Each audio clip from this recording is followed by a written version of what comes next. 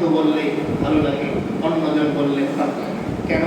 কারণ বন্ধু জানে ও যাই বলুক আমার পক্ষে। তো এই জন্যেই ভালোবাসা দিয়ে কি করতে হবে? মানুষকে দিনের দিকে ডাকতে হবে। তো আল্লাহ তাআলা বলতেছেন কদ তাবায়্যানার রুশদু মিনাল গাই। রুশদুন মানে হচ্ছে সঠিক পথ, আর গাইয়ুন মানে হচ্ছে বিচ্যুত পথ, বিভ্রান্ত পথ। আল্লাহ তাআলা বলতেছেন বান্দা, কোরআনের মধ্যে আমি যা আলোচনা করেছি তুমি যতটুকু শুনেছো, এর দ্বারা কোনটা সঠিক পথ আর কোনটা বেঠিক পথ এটা স্পষ্ট হয়ে গেছে।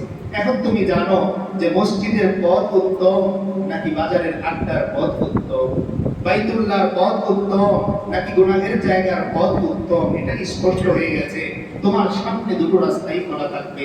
এক রাস্তায়, ডান দিকের রাস্তায় তুমি চাইলে মসজিদে চলে যেতে পারো, আবার চাইলে বাম দিকের রাস্তায় আড্ডায় যেতে পারো।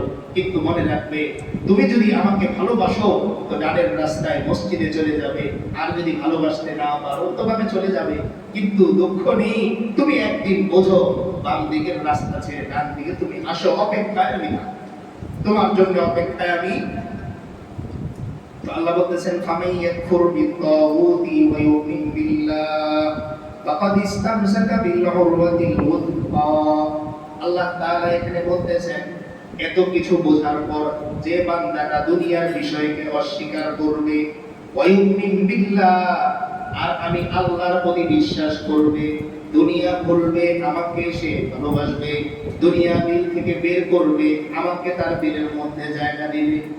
আমরা যে জিকির করি লা ইলাহা ইল্লাল্লাহ, এই জিকিরের হাকিকত কি? যে আমি যখন লা বলি তখন আমার দিলের মধ্যে খেয়াল করি কিচ্ছু নাই, লা ইলাহা, কোনো ইলাহ নাই, বাড়ি নাই, গাড়ি নাই, দোকান নাই, কিচ্ছু নাই, ক্ষমতা নাই, নাম নাই, হাত নাই, ডাক নাই, একমাত্র ইল্লাল্লাহ, একমাত্র আমার এই দিলের মধ্যে কে আছে? আল্লাহ আছেন। তো আল্লাহ বলতেছেন ফামান ইয়াকফুর বিত্তাগুত, যে দুনিয়ার বিষয়ের প্রতি, দুনিয়ার প্রতি অস্বীকৃতি জানায়, মানুষ বোঝায় দোকান না থাকলে খেতে পারবে না, বান্দা বলে আমার আল্লাহ থাকলে খাবারের অভাব হবে না। মানুষ বোঝায় জমি না থাকলে ভবিষ্যৎ অন্ধকার, আর বান্দা বলে আমার আল্লাহ না থাকলে আমার পুরো জিন্দেগিটাই অন্ধকার। তো আল্লাহ বলতেছেন ফামান ইয়াকফুর বিত্তাগুত, দুনিয়ার জিনিসের প্রতি, তাগুতের প্রতি যে অবিশ্বাস করে, আর ওয়া ইউমিন বিল্লাহ, আর আমি আল্লাহর প্রতি সে ঈমান রাখে। তো আল্লাহ তাআলা একটা মজার জিনিস বলতেছেন, আমরা খেয়াল করে শুনবো। ফাকাদ ইসতামসাকা বিল উরওয়াতিল ওয়াথকা, প্রথমে অনুবাদটা বলে পরে ব্যাখ্যায় যাব। আল্লাহ বলতেছেন ফাকাদ ইসতামসাকা, অবশ্যই বান্দা গ্রহণ করলো, আঁকড়ে ধরলো, বিল উরওয়া, উরওয়া মানে হচ্ছে রশি, রজ্জু, ওয়াথকা মানে মজবুত। আল্লাহ বলতেছেন যে বান্দা যদি দুনিয়া ভুলে আমাকে ভালোবাসতে পারে, তো এটা কেমন যেন একটা শক্ত রশি সে ধরলো। এখানে দুইটা জিনিস আমরা বুঝবো। আল্লাহর ভালোবাসার সাথে রশির কথা কেন আসে? এই রশির কথাটা এজন্য এসেছে, আল্লাহ বোঝাতে যাচ্ছেন যে বান্দা যখন তুমি দুনিয়া ত্যাগ করে আমার দিকে ছুটতে থাকবে, তো দুনিয়ার বহু মানুষ তোমার পথের কাঁটা হয়ে যাবে, দুনিয়ার বহু মানুষ তোমার জন্য বাধা হয়ে যাবে। তাই কোথাও যদি তোমার মন ভেঙে যায়, তো তুমি মনে রাখবে তোমার হাতের রশিটা আমি আল্লাহর আরশে আজিমের সাথে বাধা। যদি কখনো দুনিয়ার মানুষ তোমার বাধা হয়ে যায়, তো আমি আল্লাহ তোমাকে আমার কুদরতি কোলের মধ্যে টান দিয়ে উঠি।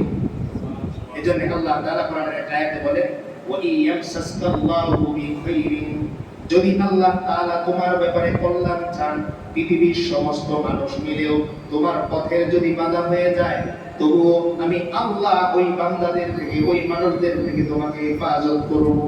তাহলে আল্লাহ তাআলা বলতেছেন, এক নাম্বার পয়েন্ট বললাম যে তুমি মনে রাখবে তোমার সাথে আমার কি হবে, একটা বন্ধন তৈরি হবে, যেই বন্ধনের কারণে দুনিয়ার মানুষ তোমাকে আর বাধা দিতে পারবে না।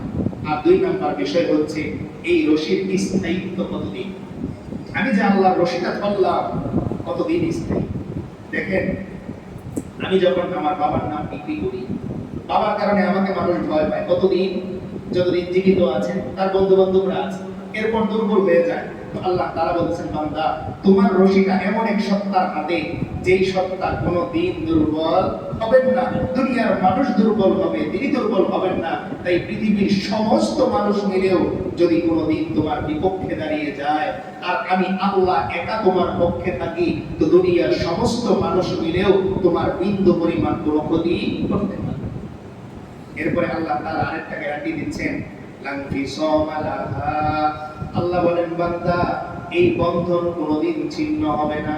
তোমার মায়ের সাথে তোমার বন্ধন কখনো ছিন্ন হয়, বাবার সাথে কখনো বন্ধন ছিন্ন হয়। বাবার অভিযোগ আমার সাথে ওর আদর্শ মেলে না। সমাজের মানুষের সাথে তোমার এক সময় ভালোবাসা থাকে, আবার ছিন্ন হয়। সমাজের মানুষের অভিযোগ এই মানুষটার মধ্যে সামাজিকতা নেই। কখনো দেশের মানুষ তোমার বন্ধু হবে, কখনো শত্রু হবে। কিন্তু বান্দা, একবার যদি তুমি আমি আল্লাহর সাথে তোমার ভালোবাসার রশি যুক্ত করতে পারো, আমি আল্লাহ গ্যারান্টি দিচ্ছি কিয়ামতের দিনে হাসরের ময়দানেও আমি আল্লাহ এই রশি ছিন্ন করব না। তাহলে আমি যদি একবার আমি আমার আল্লাহর সাথে সম্পর্ক তৈরি করতে পারি, দুনিয়ার এই জিন্দেগিতেও আমার সাহায্যকারী হবেন আল্লাহ। আবার হাসরের ময়দানে পৃথিবীর সমস্ত মানুষ যখন আমার থেকে দূরে সরে যাবে, সবাই যার যার জায়গায় দাঁড়িয়ে যাবে, আল্লাহ বলবেন, ও বান্দা, আমি আল্লাহ তোমার সাথে আছি। তাই রোদে আমি সবাইকে পোড়াবো না, সবার মগজ রোদে বলবে না, বরং বিশেষ কিছু বান্দার জন্য আমি আল্লাহ আমার আরশের ছায়ার মধ্যে চেয়ার দিয়ে রাখবো, বসার জায়গা রাখবো। বান্দা, দুনিয়ায় তোমাকে মানুষ বসার জন্য চেয়ার দেয়নি, আফসোস বান্দা করো না।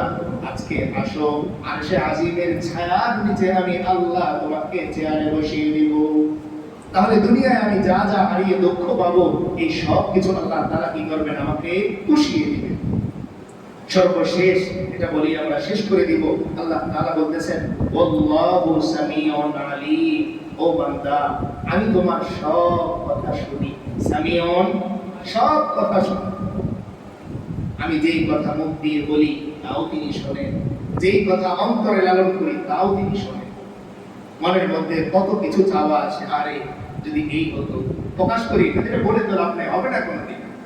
আজকে আমার বাবার ইনকাম যদি 2000 টাকা থাকে, আমি তার এই কথা বলি না, একটা প্রাইভেট কার কিনে দেয়, বলি না এই কথা।